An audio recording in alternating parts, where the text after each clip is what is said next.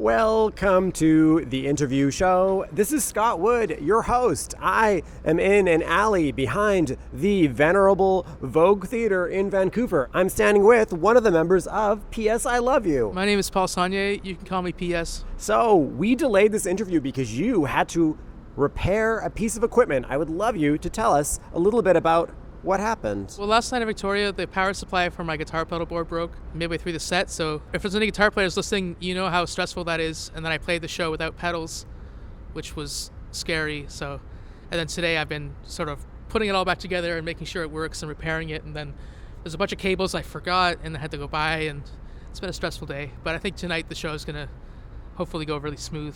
When you have an equipment breakdown like this on tour, you fix it, you're ready to go on stage. Does that come out in the playing? Yeah.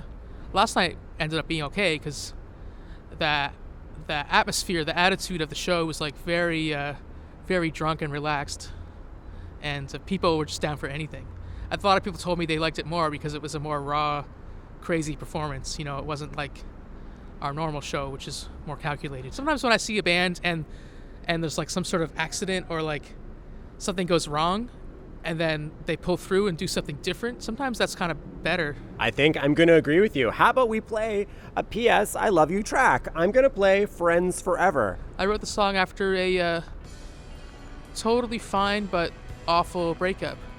And it's sort of a song about just moving on with your life and living with your failures. Hi, my name is Paul. I'm in a band called P.S. I Love You, and you're listening to The Interview Show with Scott Wood.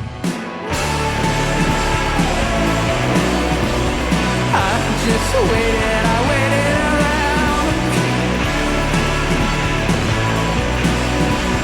I was just waiting around.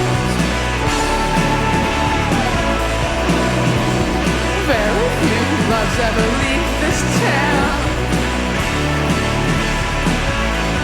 When I heard those words, I just shut down. Friends.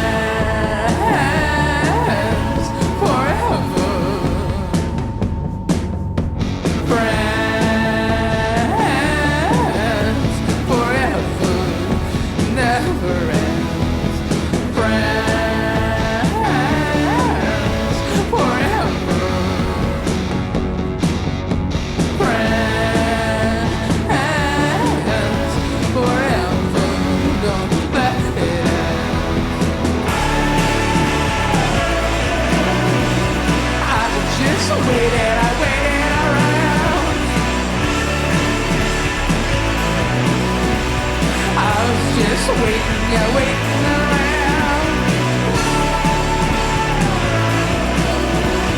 Very few loves ever leave this town. When I heard these words, I just shut down. I became unmindful. Split my life into two.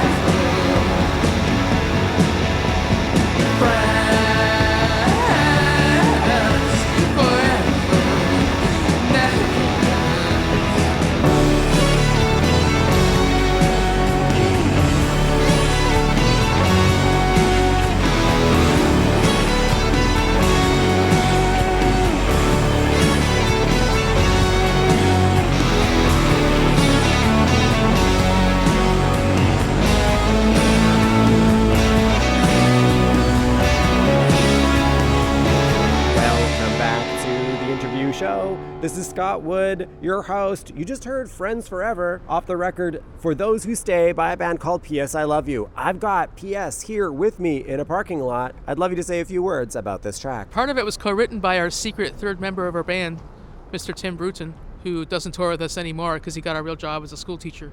But he's a good piano player and a bass player, and he worked on that song with us and actually plays keyboards on the recording. So I'm glad you brought this guy up. One, because I love secrets, and two, because I want to talk about your writing process, because in the past, you've gone on record as saying, I write everything except for the drums. So let's talk about the way things are now. It's still pretty much that, with a few exceptions.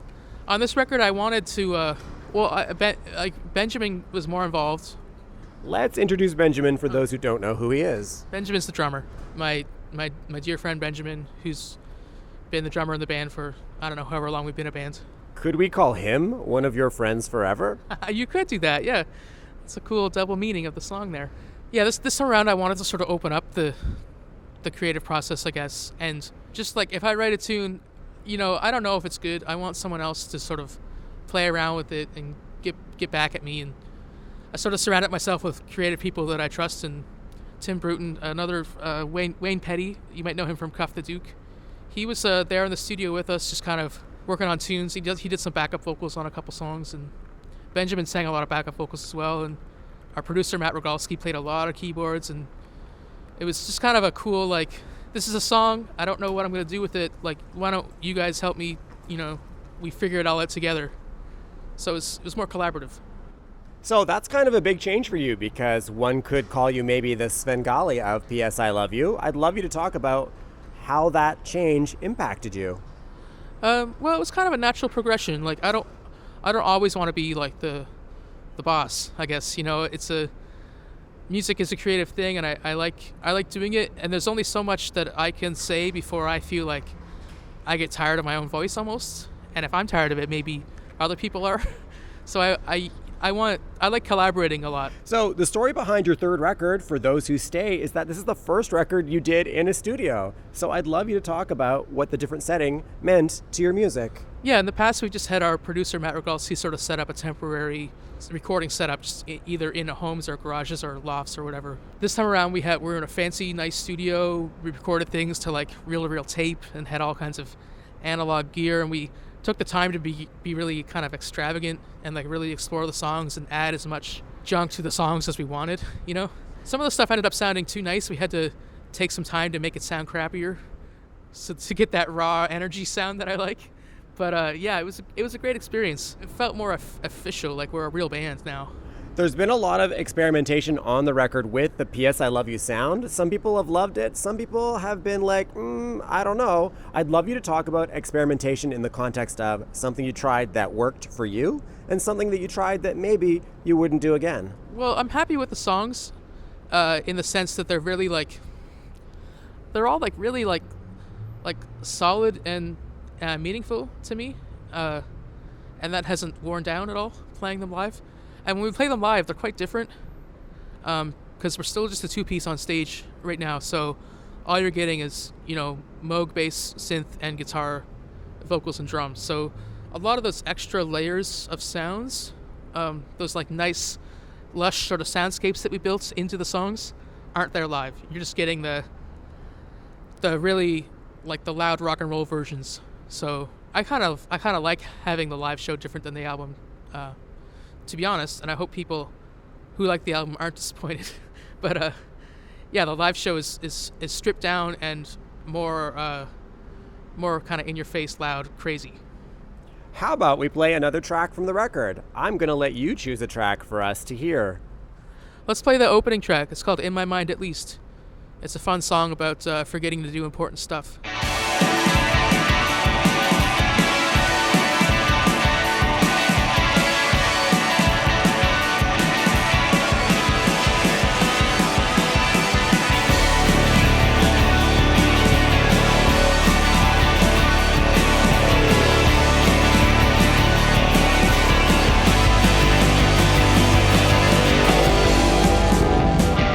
I'm sorry I forgot about that thing.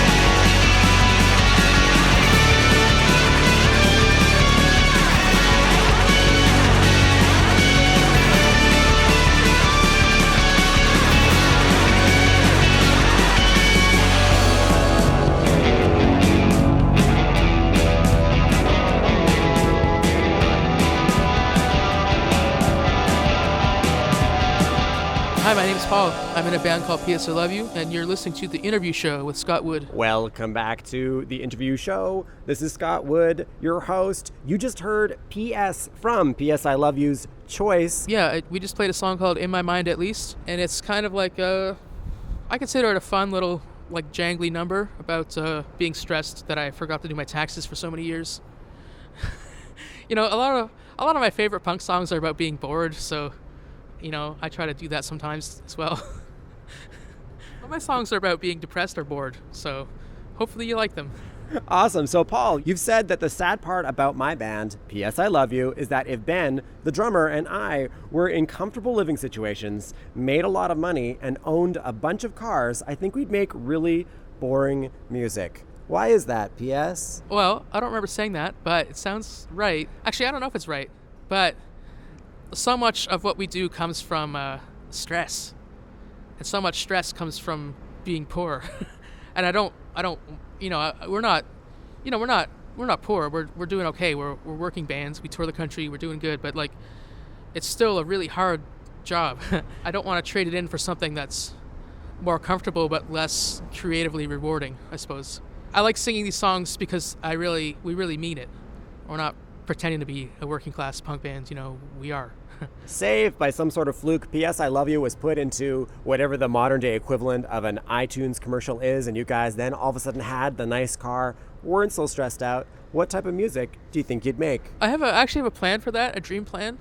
I call it the iPod commercial retirement plan.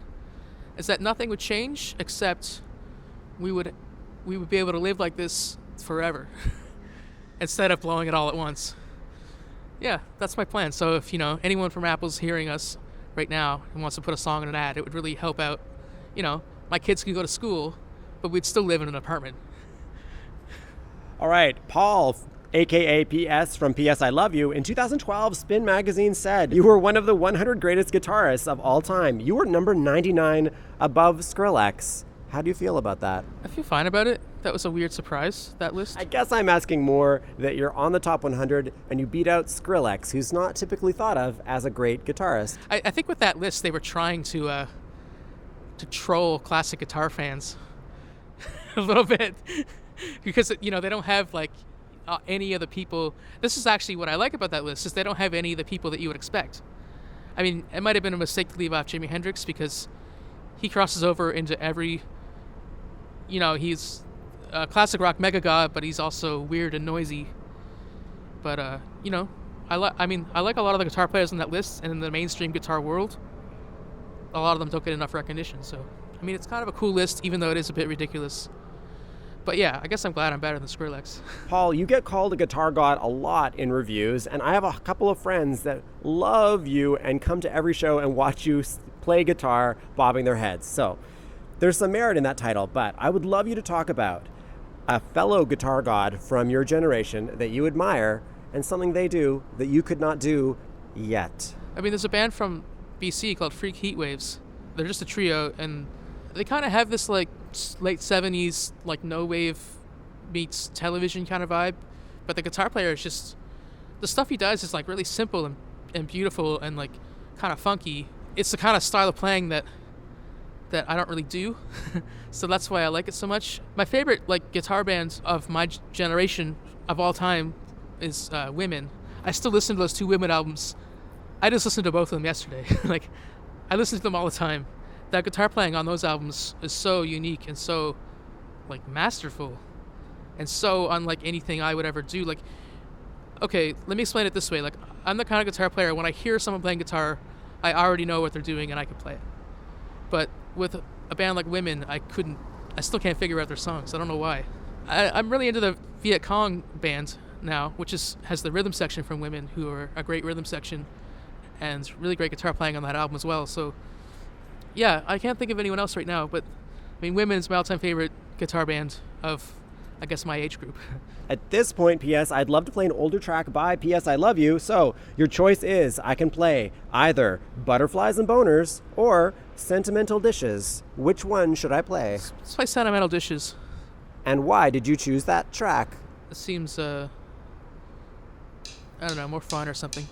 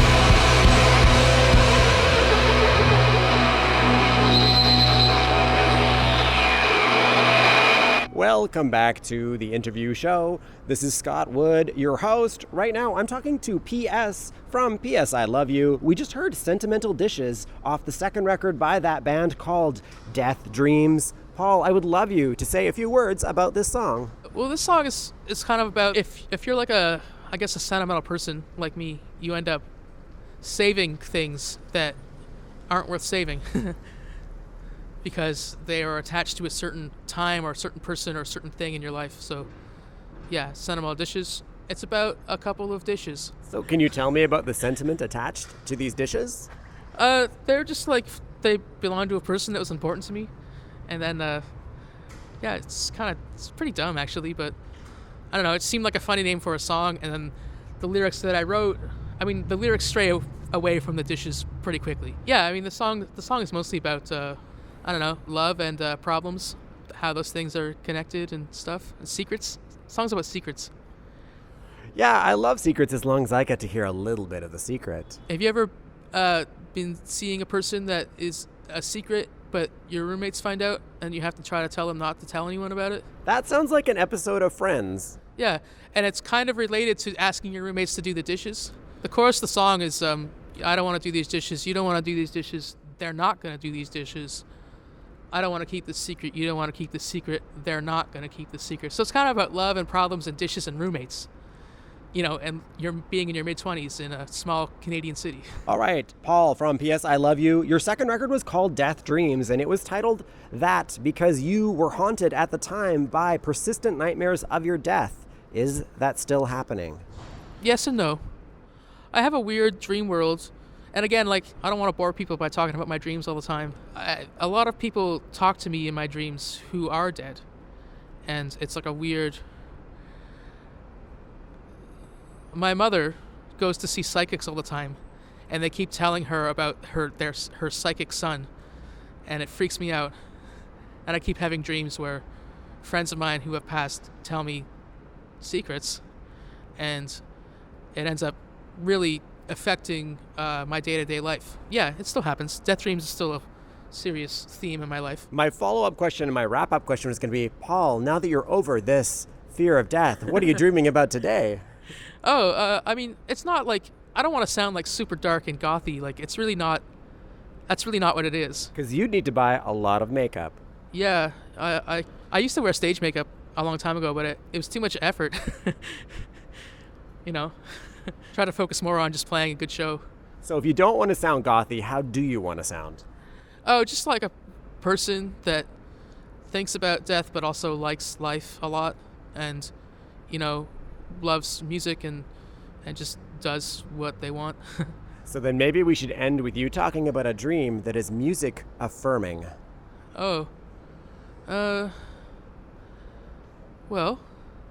Do you ever play music in your dreams? And if so, give us some context. I do actually. I've written a few songs in a dream.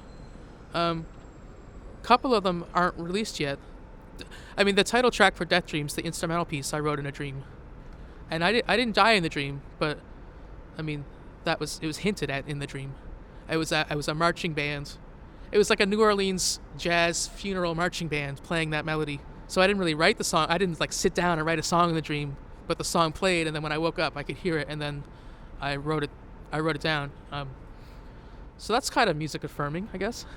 I like it. Paul, P.S., thank you for spending some time with me in this weird abandoned alleyway. It's time for us to pick one last track from P.S. I Love You to play. How about we pick something that's radio-friendly from your current record for those who stay? Oh, why don't we play Limestone Radio? Why should I play Limestone Radio? It's like a fun rockin' tune about radio stations and ghosts and them existing together. Nice. That sounds great. Hopefully there are no ghosts in the radio station that you're listening to this show on. Paul, thank you very much for sitting down with me. Thanks for being on my show. Thanks for having me. It's fun. So we're going to listen to Limestone Radio by P.S. I Love You. Did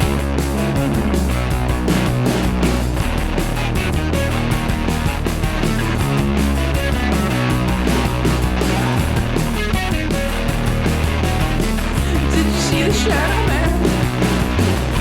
He's on the stairs, he's doing the steps, the voices in the wall. You signals again, they can't get through. see his arms.